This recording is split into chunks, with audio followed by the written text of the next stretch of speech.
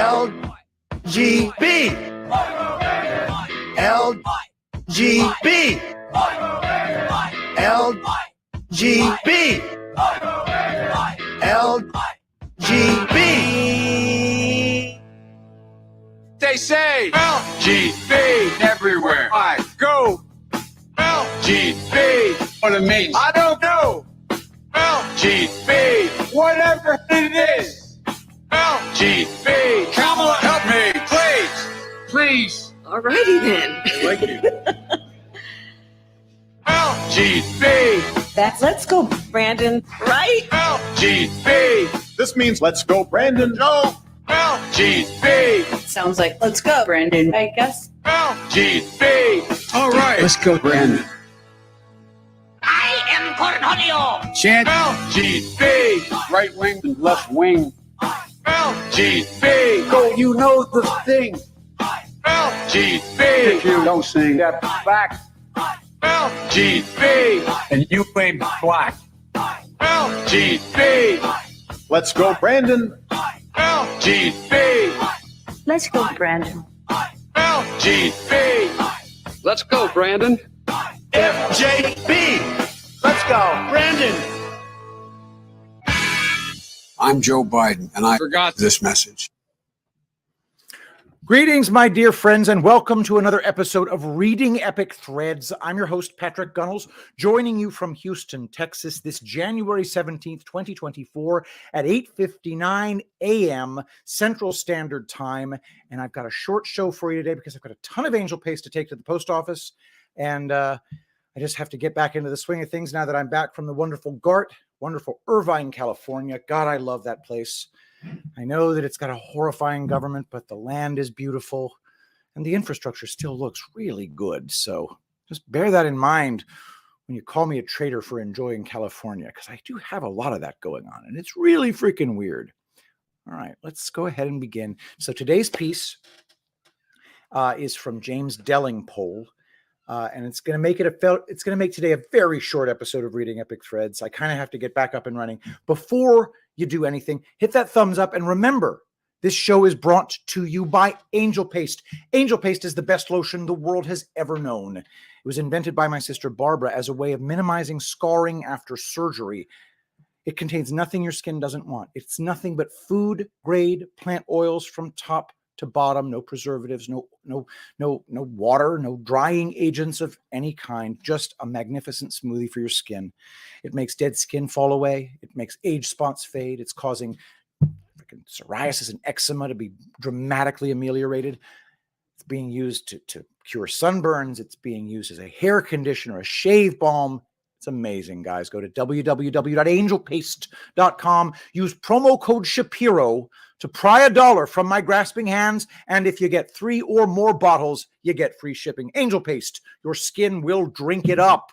All right. So today's piece is called Some of the Cleverest People I Know Are Flat Earthers.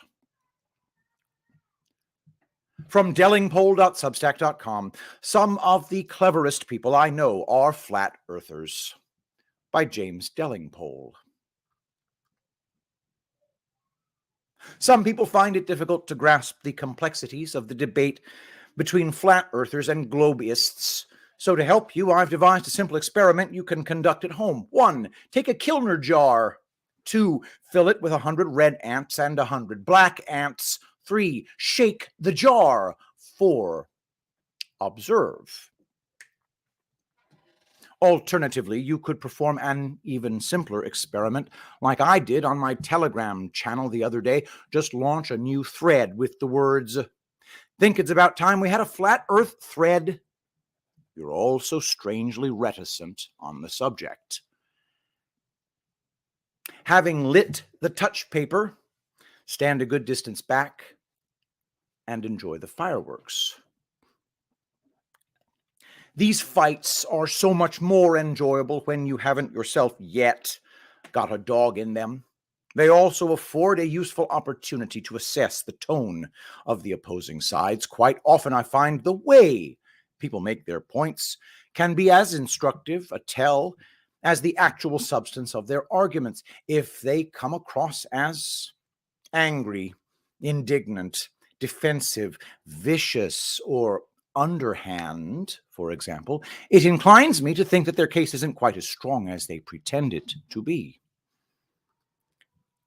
I first noticed this in my days fighting the climate wars. Back then, as now, come to think of it, there were only a handful of people publicly contradicting the official global warming narrative. Some were elderly scientists no longer dependent on academic tenure and therefore more inclined to speak their minds. Some were maverick journalists like myself and Christopher Booker, who weren't averse to being dismissed by people we despised as anti-science lunatics. Against us was arrayed a multi-billion dollar, now approaching multi-trillion dollar coalition of academics, politicians, activists, corporate rent seekers, teachers, celebrities, media whores, and so on, all pushing the green agenda. The imbalance of money, power, and media clout was so vast, you did rather wonder why they bothered to engage with us. Surely, if our skeptical arguments were so feeble and their science so cast iron, the more sensible thing would have been to ignore us completely. But they didn't.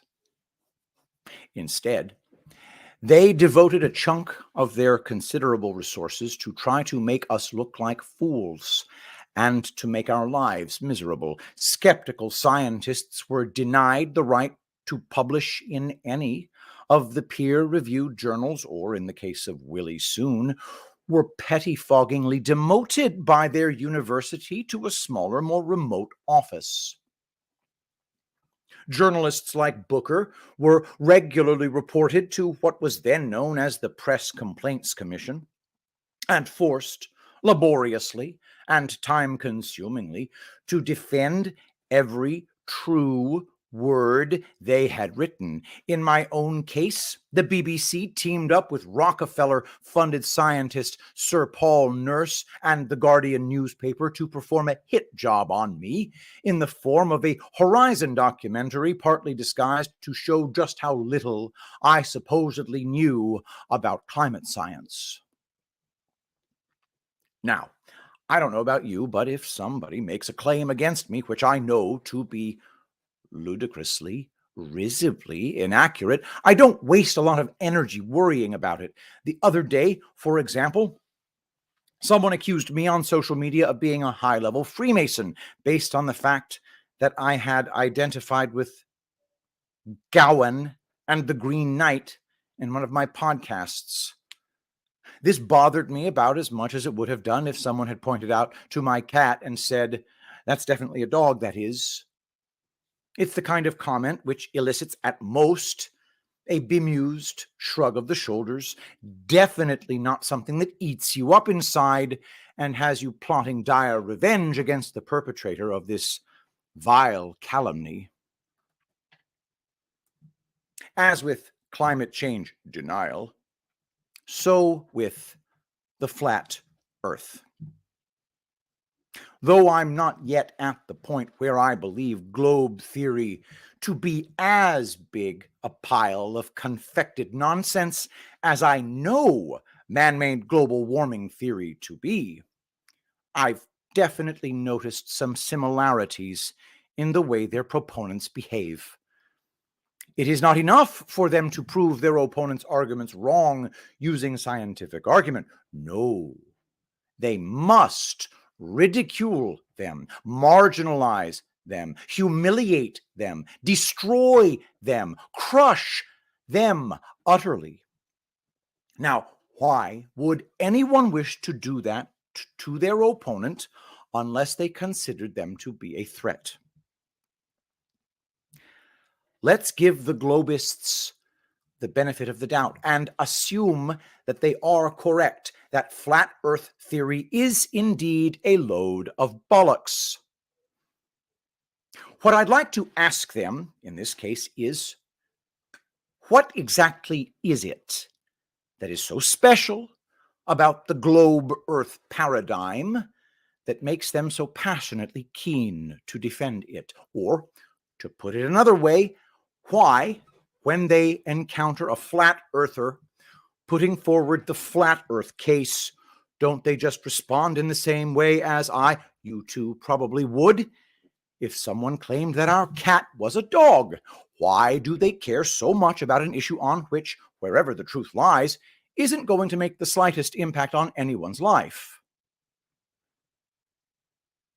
Most conspiracy theories, once accepted, have significant mental consequences. JFK and 9/11, for example, will change forever your understanding of the relationship between people and their government. False flags, like the Manchester Arena bombing, will make you sharply reconsider the nature of the war on terror. Death of Diana will stop you ever again feeling rosy towards the royal family. Paul is dead makes it almost impossible to enjoy, if you ever did, another Beatles song, and so on. Obviously, flat Earth has some consequences too. It means kissing goodbye to whatever respect you may have had for Galileo, Newton, Copernicus, Brian Cox, and even probably dear old Patrick Moore, the monocled astronomer, not the Greenpeace co-founder. You might feel like chucking out the antique globe that you used to like spinning around on your writing desk, or laughing scornfully every time you see the BBC's Globe logo. But these consequences, such as they are fairly minor ones. About the worst thing that could happen, and it does quite a lot, I fear, is that you might become a bit of a flat earth bore whenever you corner anyone you suspect of being susceptible to your theory. You're not going to become a different person, though, or any kind of menace to society, no more so at any rate than are subscribers to the myriad other conspiracy theories out there.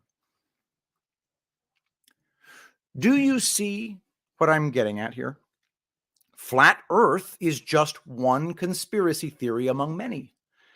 Yet, for reasons I'm struggling to understand, it has been singled out as the ne plus ultra of deranged credulousness.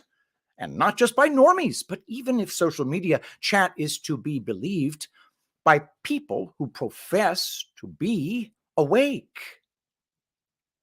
Now, I can understand where the normies are coming from because I used to be one myself. But the awake anti-flat earthers, I do not understand at all, for their position strikes me as so utterly inimical to the state of being awake. To be awake, surely, is to have reached that point of understanding where you realize that anything and everything you have been taught about the world, from its science to its history to its very shape, is potentially a lie. To be awake, surely, also, is to adopt a degree of, I have been wrong in the past, so I might be wrong again, humility. But when I read supposedly awake people attacking flat earthers on social media and elsewhere, I'm not getting any of that judicious skepticism, still less any of that humility. What I'm getting instead is people acting like complete cocks. People making the kind of appeals to authority which any truly awake person should have learned to shun long ago. People behaving with exactly the sort of intolerance they so resent experiencing themselves from normies when they broach apparently more acceptable conspiracy theories like JFK or 9/11. Are they just being stupid or lazily hypocritical, or is there perhaps something more sinister going on here? The answer, I suspect, is a mixture of the three.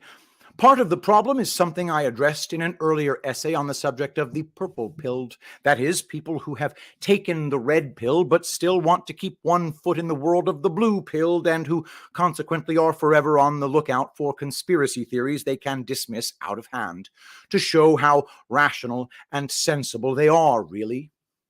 Flat Earth serves their purposes perfectly. Another is down to conditioning. Yes, of course, everyone who has gone down the rabbit hole imagines themselves to have escaped the matrix and freed their minds from the mental shackles, the propaganda, the psyops, and so on, which the system uses to control us. But every time I see someone wheel out variants on that tired old phrase, It's designed to discredit our cause and muddy the waters. I think to myself, how come you're so sure that you're not the one who's being played here? I may once have written an essay on this very phrase. If I didn't, I should have done. I think there's something lazy, secondhand, and intellectually dishonest about it. Too often, awake people use it without thinking, in much the same knee-jerk way normies do when they trot out phrases like Holocaust denier or conspiracy theorist. It smacks to me not of a considered response, but a Pavlovian one, like that of a dog who has been trained by the system to bark angrily every time he hears the boo phrase, flat earth. The person who uses the discredit our cause cliche wants you to know that he is nobody's fool. But what I tend to think when I hear it is, actually, you are somebody's fool. And that somebody is probably the person at one of the three-letter agencies who devised the discredit our cause trope and then inveigled it into awake groups everywhere. Sure, I recognize that flooding the zone with disinformation and inserting bad actors into the truth movement are both widely used tactics of the predator class. But it does not automatically follow that this is the case with flat Earth and the people propounding it, or not all of them. I've read globists claim, for example, that Eric Dubé, probably the world's go-to flat Earth apologist, is in fact a 33rd degree Freemason, an agent of the Illuminati. But even supposing it's true, that's not a refutation of his arguments. It's merely an ad hom. If our enemies are as devious as I think they are, it's entirely conceivable that they would infiltrate one of their own into our camp and have him say true things in order for these true things subsequently to be made to look untrue when he was finally outed as a wrong-un. Isn't that the point of Russell Brand, for example? My other big problem is with the "it discredits our cause" argument is that it's based on a false premise. It presupposes that the world is chock full of normies just itching to go down the rabbit hole but unable to do so because it would mean throwing in their lot with flat earthers. That's just not the case, is it? It's not flat Earth that puts them off, it's the whole shebang. To them, the very idea that their governments might conspire against them, stage false flags to frighten them, spray the skies to poison them, or force them to take jabs designed to kill and maim them is anathema. Scapegoating flat earthers doesn't help our cause. It just does the enemy's divide and rule work for them. You'll notice that I haven't yet addressed the substance of any of the flat earth arguments, pro or anti, but I'm not sure that at this stage it's necessary. The purpose of this article is not definitively to come down on one side or the other, more research needed, but merely to argue that there is more than sufficient justification for someone to be skeptical of the globe Earth paradigm without there necessarily being dismissed as a vexatious loon. If, as we know from experience, water always finds its level, why are our rivers and oceans not continually tumbling over the edge or flying off into space, as happens when you try whirling round a wet tennis ball? No doubt there are scientific answers to this conundrum. Of course there are. Science has had 500 years now to develop abstruse formulae to prop up what would otherwise be an extravagantly implausible concept. Perhaps Newton and co. are correct. But how many of the people regurgitating their explanations have checked the calculations? How many even understand them?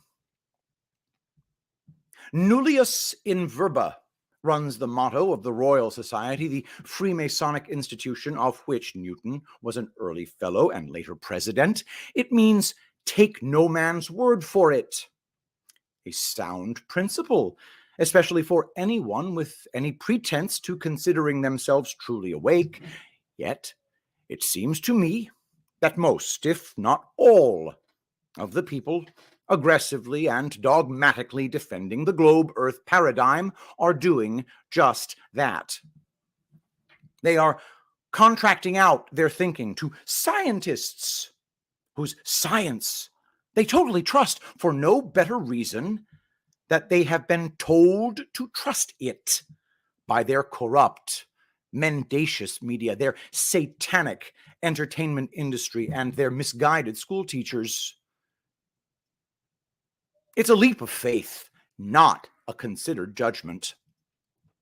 Maybe that leap of faith is justified, which is to say, I'm not yet discounting the possibility that the heliocentric globe Earth model that has been pushed on us for the last half millennium may indeed be an accurate reflection of our cosmology.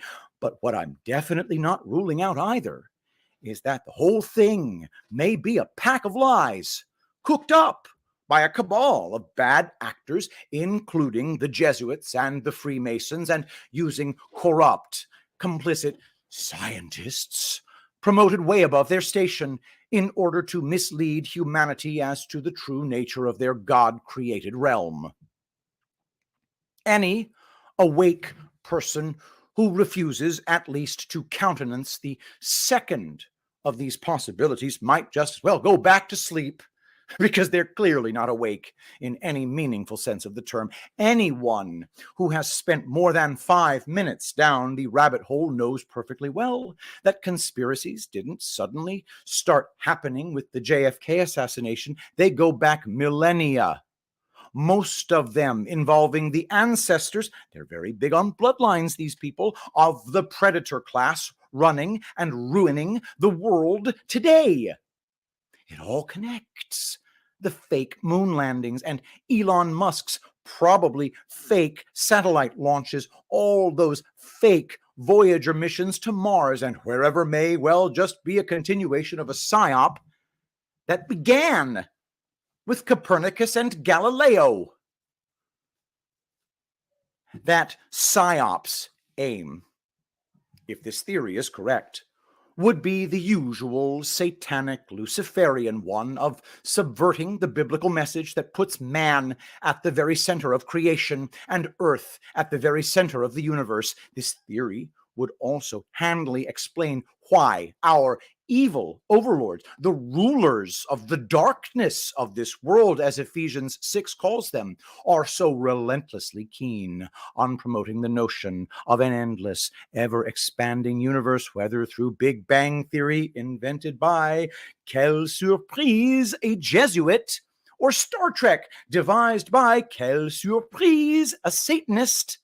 Clearly, if, as our evil overlords would have us believe, we humans are just insignificant specks on a vast spinning ball dwarfed by an unimaginably ginormous universe populated by aliens cleverer than we are, as they occasionally demonstrate by pulling us up with their tractor beams to give us anal probes, or by landing to make impressive patterns in our wheat fields, it makes a mockery of the Christian view that man is the apple of God's eye and created in his image. Of course, I appreciate that for most normies, even ones who think of themselves as Christians, this theory will sound far too crazily speculative, but for any even halfway awake person, comfortable, as well as all awake people must be, with the notion of spectacular, multi-generational conspiracies, such speculation ought to be no more than grist to the mill. Which is why, I have to say, I find myself not a little suspicious towards all those supposedly awake people I've encountered on internet chat rooms of late, dissing flat earthers. Some, I'm sure, may just be a bit slow and have failed to think through their position properly. But some, I very much fear, are bad actors there for one of two reasons.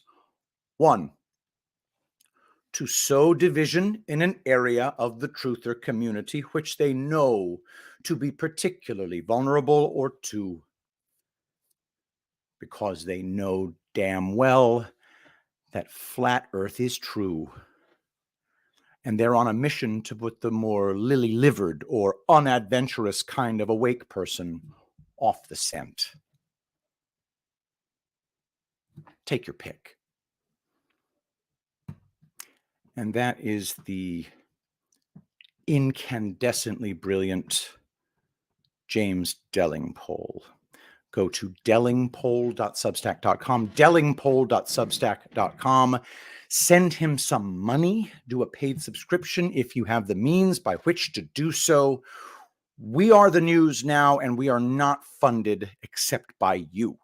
So if you please, let James Delingpole know that you appreciate his amazing work at delingpole.substack.com. You can let me know you appreciate my work by going to angelpaste.com and getting the best lotion the world has ever known. You put it on your face and dead skin tumbles right off. It's made of only food-grade plant oils made by patriots for patriots. Angelpaste.com, promo code Shapiro to pry $1 from my grasping hands. And if you get 3 or more bottles, you get free shipping. Angel Paste, your skin will drink it up. Thank you, everybody, for being here. Thank you for your patience as I skipped a whole bunch of reading epic threads. My hotel room was wonderful in Irvine, but it's a hardwood floor or a imitation hardwood floor, something. Anyway, it's not a carpet, which means that the freaking acoustics were just awful. I mean, friggin' awful. So I couldn't bring myself to do very many reading epic threads in there. I've gotten kind of spoiled. This room has pretty darn good acoustics. When we look for another house, which we will be hopefully looking for sometime in the late 2024 region, 2025, early 2025, one of the criteria is we have to have a room in that house that is acoustically awesome, because this is what I do for a living. So anyway, thank you, everybody, for sitting through this. I'm going to be doing my audios of Seth Keschel and Brian Cates coming up for tomorrow. It's going to be fun. It's nice to get back into the swing of things. Let us pray. Saint Michael the Archangel, defend us in battle. Be our protection against the wickedness and snares of the devil. May God rebuke him, we humbly pray. And do thou, O Prince of the heavenly host, by the power of God, cast into hell Satan and all evil spirits who prowl about the world, seeking the ruin of souls. Amen. I love you all. Thank you so much for being here, and I'll see you tomorrow. I will be the greatest president that God ever created.